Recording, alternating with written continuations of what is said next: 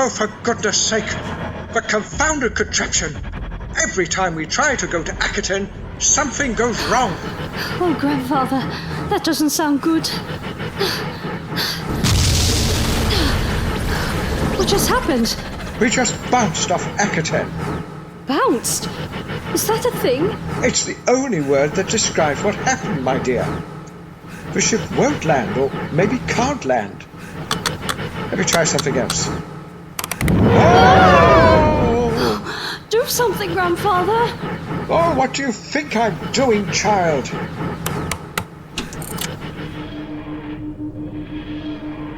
Oh, what a relief. Well, it looks like we won't be going back to Akhaten. Well, for now at least. It's very odd, isn't it? I wonder what was stopping us land. I mean, after all, we could have tried a different date. Eh? Oh, that's what I did, child. And you saw what happened. I thought the ship was going to shake itself to pieces. It must be due to some temporal anomaly. So, what do we do now? I would have thought that was obvious. Find somewhere else to go. There is, after all, a whole universe to explore. Akhaten, it seems, will have to wait.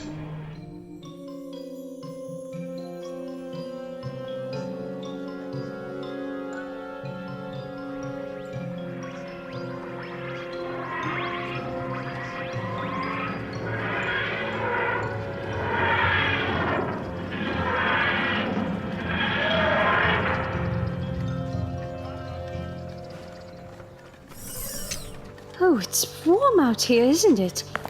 And rather bright. It looks quite nice. All rather primitive, but I suppose it has a rustic charm and it's a pleasant enough morning. It looks like a market. Shall we explore? Eh? After what happened in the last market we visited? Absolutely not. When Caleb Washtal kidnapped you, I was beside myself with worry. I was very scared when he grabbed me. But it worked out in the end, didn't it? Yes, well, that's as maybe. We were lucky that policewoman came along when she did. Anyway, let's not tempt fate, shall we, eh? I thought you didn't believe in fate. Now, don't get smart with me, young lady.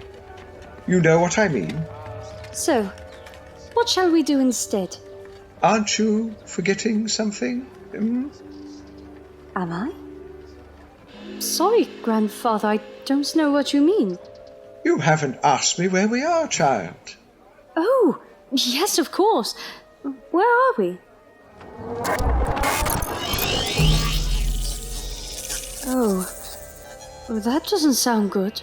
No, it didn't. I really must repair the chameleon circuit. No point having the thing if the camouflage isn't working properly. Anyway, it seems to have worked. It looks like a Greek column. Indeed it does, which is all rather appropriate. Susan, welcome to the ancient Greek city of Elis, one of the more significant city-states of the Peloponnese. Shall we, take a look around, hey?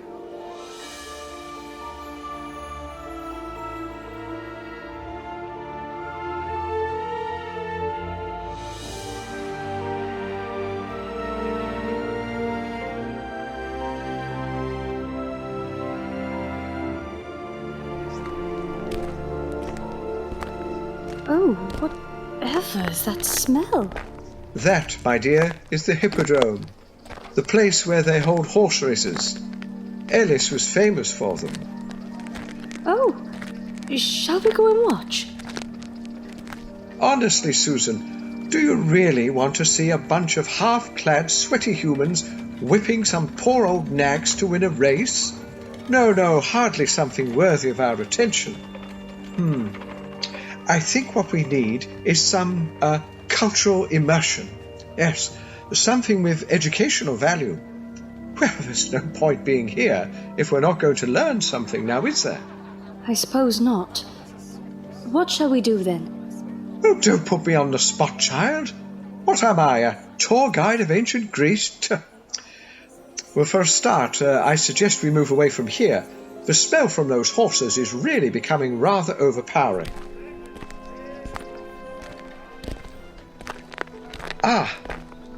It occurs to me that Elis has a statue of Hermes by Praxiteles, one of the finest sculptures of ancient Greece. Shall we see if we can find it? Let's try along there, shall we?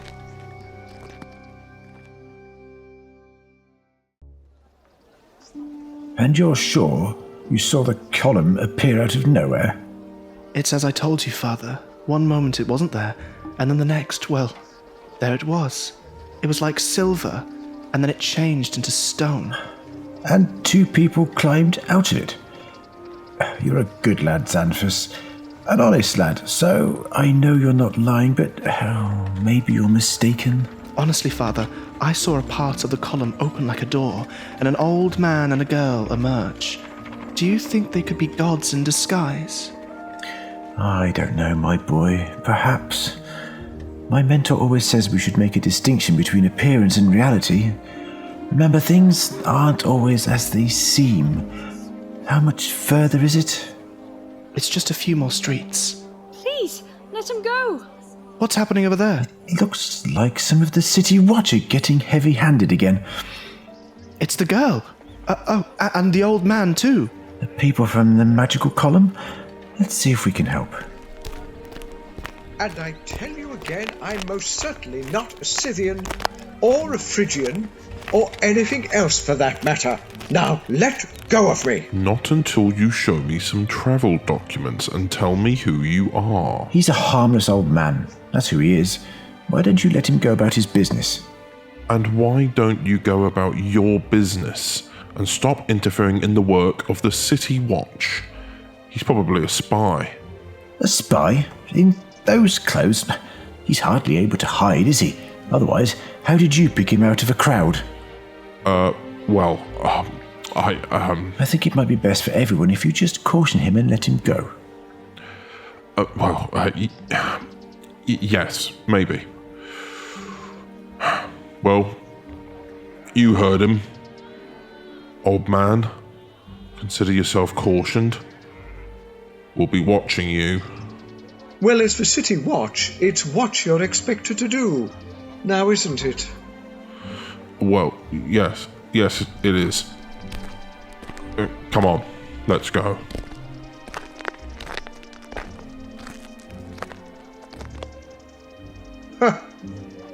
That fellow is a classic example of the inverse ratio between the size of the mouth and the size of the brain.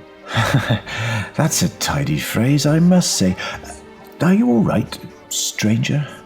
Yes, just a little rumpled after being pulled about like a rag doll. Not the best first impression of your noble city, I must say. Oh, by the way, I'm the doctor, and this is my granddaughter, Susan. Welcome to Elis. I must say, your command of our language is impressive. There's the hint of an accent, but beyond that, nothing to say you aren't a native. Well, the clothes are what, sir? Very different to our own. However, we shouldn't be surprised. We get many foreign visitors here. Yes, I take your point. Well, it's good to meet at least one person here who's broad-minded. Forgive me, Doctor. I'm forgetting my manners. I am Timon, and this is my son, Xanthus. Well, it's nice to meet you both. Thank you again for your help, but we must bid you farewell. Come along, Susan. Oh, but wait, we've only just met, and you're strangers here. Why not come to my house? You'd be very welcome to a meal. Oh, that would be nice. I do feel a little hungry. You're always hungry, child. Well, since Susan is famished, we accept. Excellent. Xanthus, run home to your mother. Tell her to expect 2 guests. There's a good lad. Oh, I don't want to put your wife to any bother. On the contrary, she'll be pleased to welcome you both. She's a kind-hearted person and always looking out for the needs of others. I've always felt blessed that such a good person is in my life. Now, would you like a little tour of this part of the city? We can start with the temple. It's just at the end of the street. Oh, that's very kind of you, Timon. A little bit of local knowledge will certainly enhance our visit. Oh, do lead the way. And you say they appeared out of thin air? Yes, High Priest. They must be messengers of the gods, or maybe even gods themselves. We don't know that for certain. Therefore, there must be no talk of visitations from the gods. Yes, High Priest. Besides which, the affairs of the gods are their own. And if they have come, then it is for their own reasons, which they may or may not choose to share with us. Do you wish me to take you to their column? Whatever for? Are there any inscriptions upon it or any markings? No, High Priest, none at all. Then it's unlikely it can tell us anything useful. You say the two strangers are with your father? Yes, he's invited them for a meal. Then you should return home to your parents to assist them in offering hospitality to these strangers. Do you have any message for the strangers? Tell them if they wish to call upon me, I shall be here all day. Well, off you go, lad. Just a moment, Xanthus. I'd like a word with you after I finish speaking with the High Priest. Wait outside. I'll join you in a moment.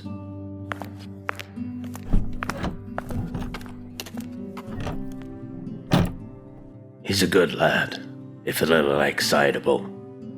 What do you think? Could the strangers be gods? On so little evidence, it would be foolish to say. But what of this strange column? The boy said it appeared suddenly and was like silver and then became like stone. Surely it must be magical. As with the strangers, so also with the column. We have no evidence on which to draw any firm conclusions. I suppose I should report this to the council. My dear friend, what would you tell them? At the moment, there is only a wild tale. A tale which could spread if the boy doesn't hold his tongue. We don't want panic in the streets. I hardly think it'll come to that, Captain. Let's hope not. I bid you good day.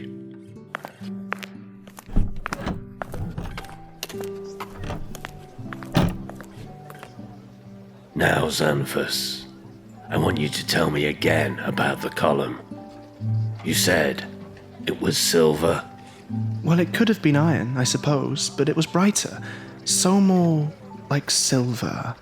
But as I said, it changed. Now it's just stone. Was there anything else, sir? No, you can go now.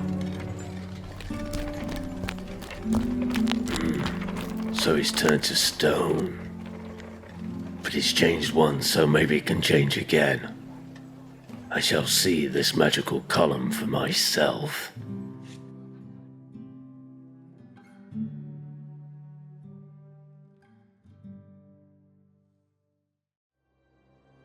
I told you to come straight home and tell your mother about the guests, but instead you go running off to tell tales. Really, Xanthus, I'm disappointed in you. Sorry, Father. I apologize, Doctor. The meal will be delayed. Oh, don't trouble yourself, my dear fellow. It's perfectly fine. Well, since there's a little time to wait, perhaps you'd let Xanthus show me the way to the house of a high priest, Well, since I've had the offer of a meeting, I might as well go now. Should I go too, Grandfather? Eh? Oh, there's no need for that, my dear. You can stay here, if that's all right with Timon. Yes, it would be our pleasure. Xanthus, escort our guests and then come straight back here with no detours. Yes, Father, and I'm sorry if I've caused any embarrassment. That's all right. Doctor, I look forward to seeing you later. I think you'll enjoy our meeting. Our high priest has one of the finest minds in this region. Has he indeed? Well, I look forward to hearing what he has to say for himself.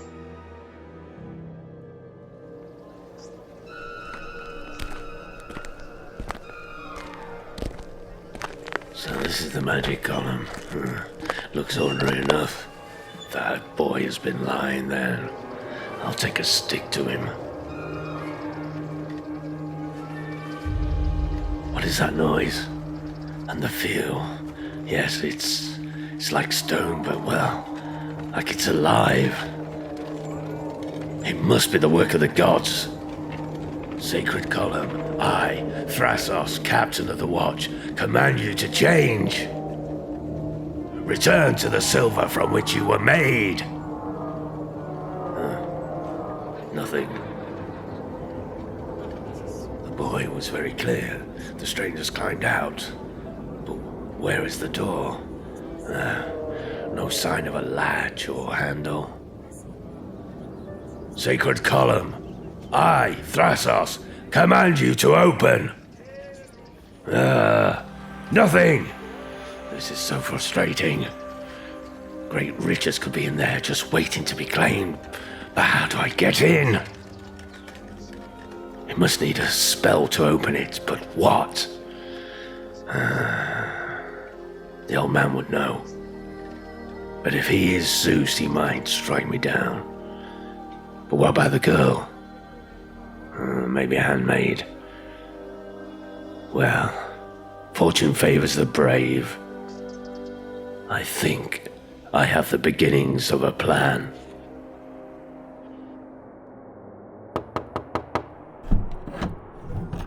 Excuse me, High Priest, but this is one of the strangers I was telling you about.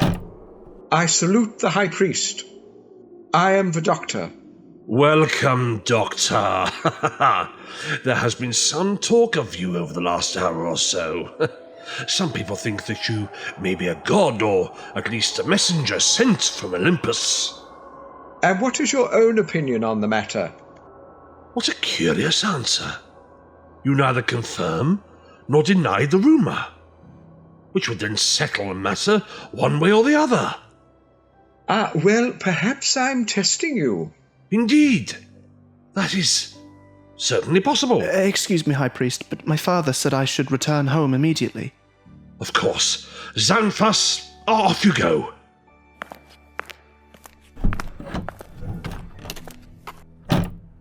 Well, here we are. So, do you have a message for me? So you've made up your mind that I am a god. Really? What makes you think so? Because who else but a god would have a message for the High Priest? So, by your own reasoning, if you don't have the message, then you prove that you are not a god. Oh, you think so, do you? I disagree.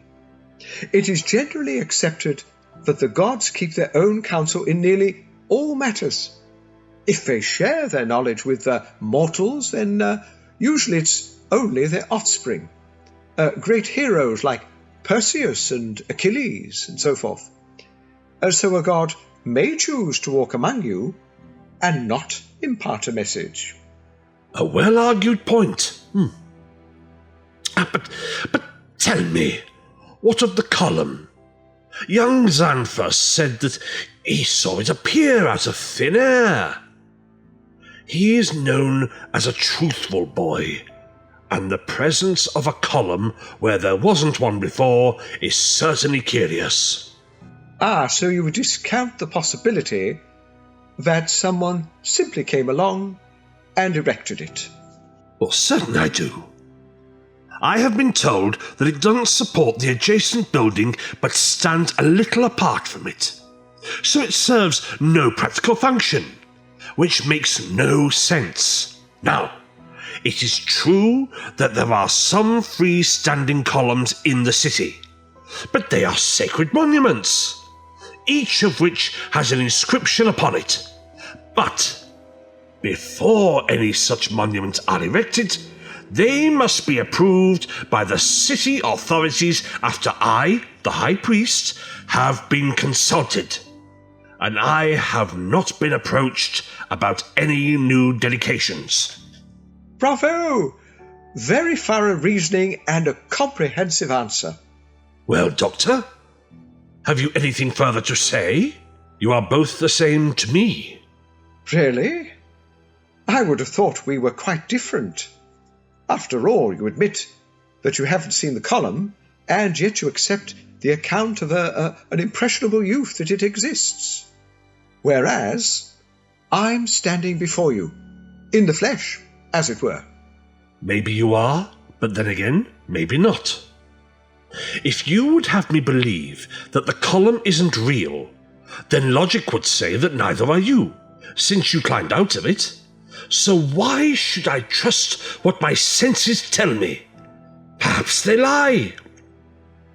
There are some of us who make a distinction between appearance and reality. Appearance and reality? Appearance and reality. Oh, and you're the High Priest of Elis. Oh, good gracious, how slow I've been. I've just realized who you are. You are surely Pyrrho, one of the most celebrated philosophers of the age. Well, I'm delighted to meet you, sir. Delighted. Oh, well, I thank you for your words, Doctor. I'm not always greeted with such enthusiastic praise. So, do I take it that, since you didn't know who I was until this moment, that in fact, you really aren't a god at all? My dear Pyrrho, if I were to explain what I am and where I'm from, and about the column, you might still think of me as a god, because it's what would make sense within your frame of reference. I think I understand your point. Some of us acquire great knowledge, but despite that, many things remain beyond our understanding. Some mysteries cannot be solved. Perhaps you, my friend, are one of them. Believe me, given time, most conundrums can be solved. As a philosopher, you seek to push back the frontiers of understanding to acquire greater knowledge. So, we're quite alike, you and I. The whole basis of my travels is to grow in knowledge and understanding. It's what I want for my granddaughter as well. But when you reach the limits of what can be known and understood, what then? Can you escape the dissatisfaction that arises from your own ignorance? But that's the point, my dear sir. Dissatisfaction is what drives progress forward. No advances would ever be made if philosophers, inventors, and explorers were satisfied with the status quo. What I learned during my visit to India was to be indifferent to such things. If something remains beyond my understanding, why should I let it perplex or even worry me? Nothing is achieved by being in an agitated state of mind. Instead, I should simply be at peace. Oh, but that sounds too much like giving up. Oh, no, not at all. We should still seek knowledge, but not be disappointed if we fail. I take your point.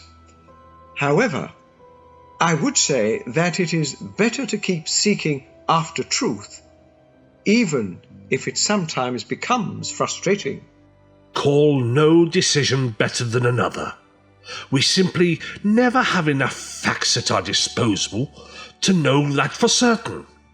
Oh, now, but surely some things are just that. Better. Is it not better to live rather than die? To love rather than hate? To show courage rather than fear?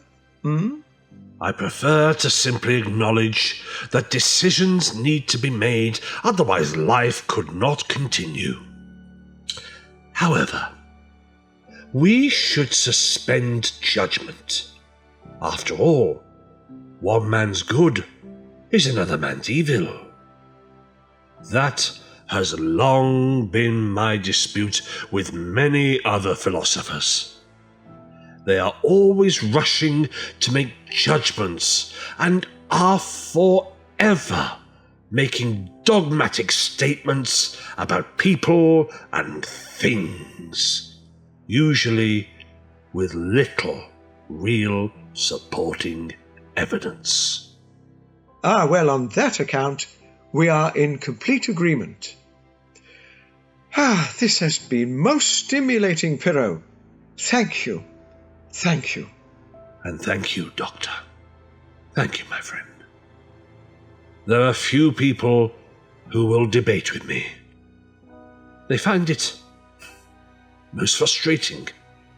Oh, I know what you mean, my dear sir. A closed mind is a terrible thing. Indeed so. Well, you have been very generous in giving up your time to come here and speak with me. I suggest that you now return to your home of Timon, where I presume by now a meal is waiting for you. Doctor, whether you be a god or a man, please enjoy the hospitality of our city. If you wish to see me again, then my door is open to you. And if you do not, then I bid you a safe journey when you resume your travels. And once again, thank you, my friend, for our time of discussion. It has certainly given me food for thought. Then I bid you a good afternoon.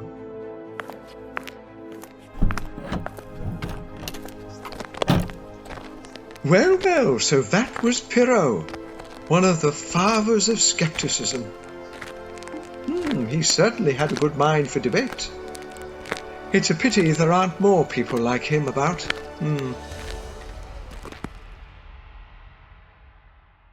Oh, that was delicious. It's good to see a girl with such a good appetite. I think she eats more than you, lad. Well, girls have to grow too, I suppose. Sorry, have I eaten too much? Not at all. You are our guest. Enjoy yourself. Oh, who could that be? Answer the door, Xanthus. Of course, Father.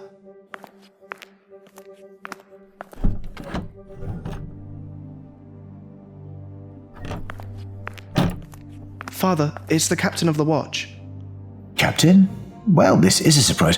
What can I do for you? I've not come to see you, Timon, but the girl. Me? What do you want with me? I've just come from the home of the High Priest. The old man asked you to come immediately. Grandfather? What's happened? Oh, he's not ill, is he? Ill? Yes. He is very ill indeed. He might even die. Oh, no. Please, take me to him. Thank you for your kindness. You're very welcome, Susan. Perhaps I should come along. Oh, there's no need for that. She'll be perfectly safe with me. Come along, girl. Time is against us. The old man's life hangs in the balance. Yes, of course. Goodbye. Goodbye. Goodbye, Susan. The captain seemed quite out of sorts. Yes, he did. He said that the old man was dying, but surely if he's really a god, that'd be impossible, wouldn't it? Indeed so, my boy, but Susan believed his life was in danger, so that would seem to confirm that he can't be a god, and if she is his granddaughter, then neither is she. Susan did seem quite ordinary in many ways, but I still think there's something strange about her. Yes, she's more than just an average girl. Maybe the answer lies in the strange column they climbed out of. I was wondering about that too. Maybe we should go and have a look at it. Another caller? Answer it, would you? Father, it's the doctor.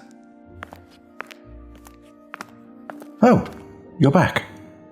And good afternoon to you too, I'm sure. Surely you were expecting me. I had to come back for Susan. Oh, and you did promise a meal.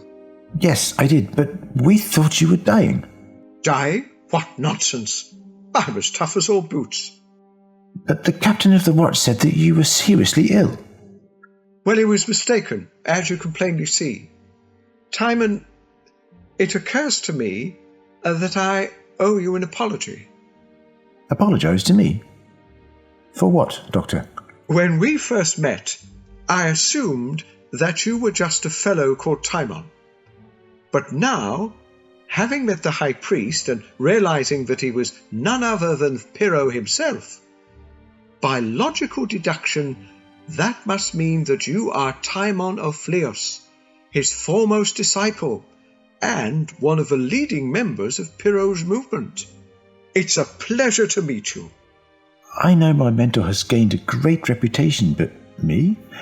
I'm surprised my reputation has reached foreign lands. I still have some way to go to establish myself as a philosopher. Oh, believe me, Timon, you will, you will. Well, this is all very pleasant, I must say. But I wonder if you'd mind if I had a little refreshment before resuming my tour of the city. And maybe we could also have a chat about your philosophy. Oh, and where has Susan got to? I'm sorry, Doctor, but because Susan thought you were dying, she went with the captain to the High Priest's house. I wonder now if that was a lie. Well, clearly it was, because the only person at the house of Pyrrho was Pyrrho himself. I've never even met the captain. I think they've gone to your magical column. Oh, and why do you suppose that, young man? Because I told the captain the column shone like silver. I saw the look in his eye. It was a look of greed. I'm sorry, Doctor. It's all my fault. I shouldn't have told anyone about it. Well, what's done is done. It's good to have an inquiring mind, and with a philosopher for a father, I'd be surprised if you didn't. But now we need to apply our legs rather than our brains. Well, come on, Timon. Lead the way. Of course, Doctor. And you, young man, will stay here out of trouble. Where are we going? I thought the High Priest lived near the temple. He does, but there's been a change of plan. We're going to your magical column. But what about Grandfather? I neither know nor care. Come on! Let go of me, you're hurting my arm. Mere flesh and blood. So, you're not a goddess after all. Just what I suspected. You gave yourself away when you thought the old man was ill. The gods never sicken. So I'm not a goddess. What does it matter? It doesn't. You wouldn't need to be a goddess to cast spells. Perhaps you and the old man are both sorcerers like Circe of old. The boy, Xanthus, was very clear. He said you came out of the column. How did you do it? And why should I tell you anything? Because you're mortal, and I have a knife. All right. I'll show you.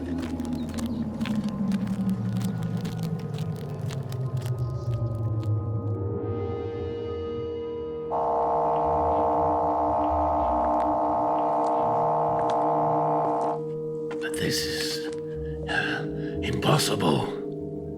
It must be an illusion. Have you cast a spell on me? I haven't done anything to you. You demanded to be brought into the ship, and that is what I've done. Ship? What are you talking about? It's not my fault. You don't understand. What is this place? Reveal your secrets, sorceress. Show me the treasure.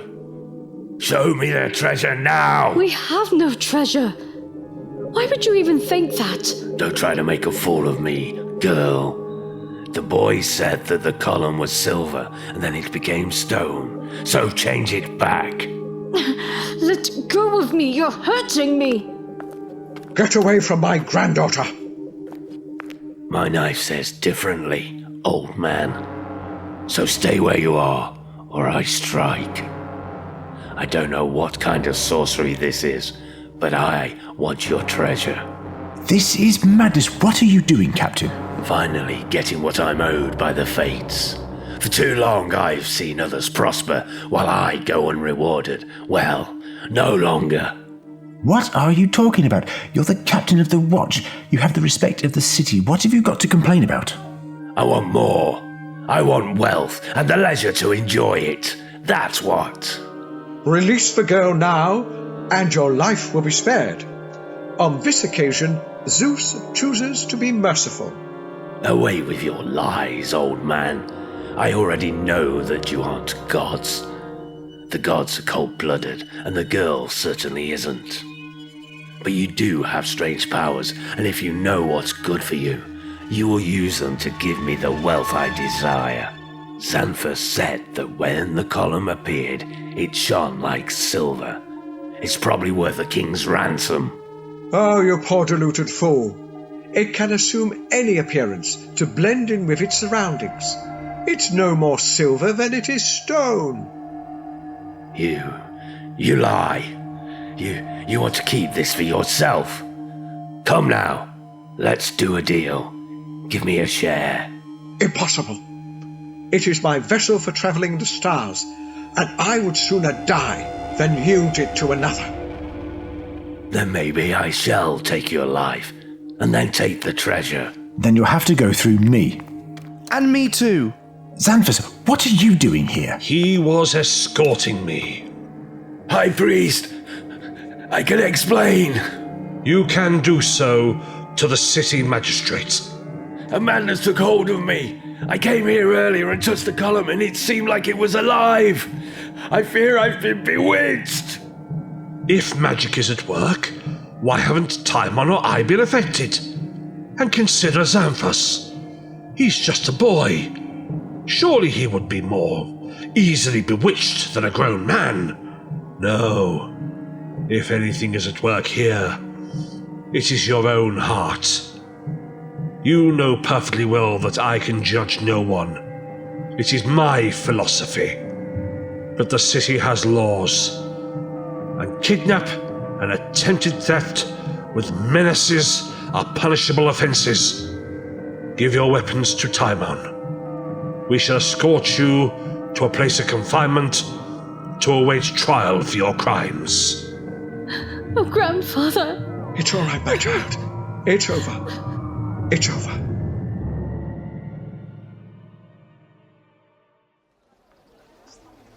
Good evening, Doctor. I'm pleased to see you haven't yet departed. We wondered if you might just disappear as quickly as you appeared. Well, it's time for us to take our leave of you. So we will be disappearing in a moment or two. So what's happened to Thrasos? He's been stripped of his position and exiled. Doctor, can we be honest with each other? Was he bewitched? It's as Pyrrho said himself. It was the man's own heart. Forget the fact that it was a magical column that tempted him. It could have been anything of significant value that he thought would set him up for life. I imagine his dissatisfaction and greed have been bubbling away under the surface for years. But I knew him. He didn't seem like the sort of person... Have you forgotten my teaching so quickly, my friend? How well can we really know the intricate working of our own hearts, let alone that of another person? We are mere mortals. Our vision doesn't extend that far. Well, speaking of vision, Pyrrho, you've seen inside the column my ship. So, what did you think? Well, the inside is at odds with the outside, which defies all logic. That's all my senses will tell me, and I'm not sure whether to trust them. I'm also not sure if the man from the column is real, or the result of a very vivid dream. Then let me confuse you further. Let's shake hands, shall we? And bid each other farewell. Doctor, I still have so many questions for you. Oh, do you indeed? Well, you already have an excellent teacher in Pyrrho. Be satisfied with him. Well, goodbye, Pyrrho. Timon. Goodbye, Doctor. It has certainly been a very interesting day. Goodbye, Doctor. Will we ever see you again? In a universe of infinite possibilities, who can say?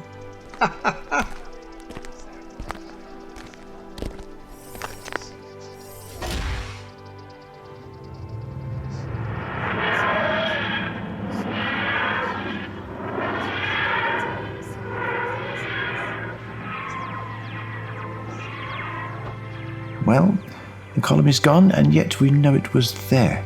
We touched it, we were inside it, so that settles the matter. It was certainly real. Remember, Timon, there is often a difference between appearance and reality. Just because we believed we had touched the column doesn't mean that we actually did. Although we rely on our senses, they can sometimes deceive us. That's not enough evidence to say for certain. And since we cannot reach a satisfactory conclusion, we shouldn't waste any time worrying about it. You're right to remind me. So, what do you think? Who was the doctor? I refer you to my previous answer. That's not enough evidence to say for certain. And to be honest with you, my friend, I think the doctor is one of those questions that simply cannot be answered.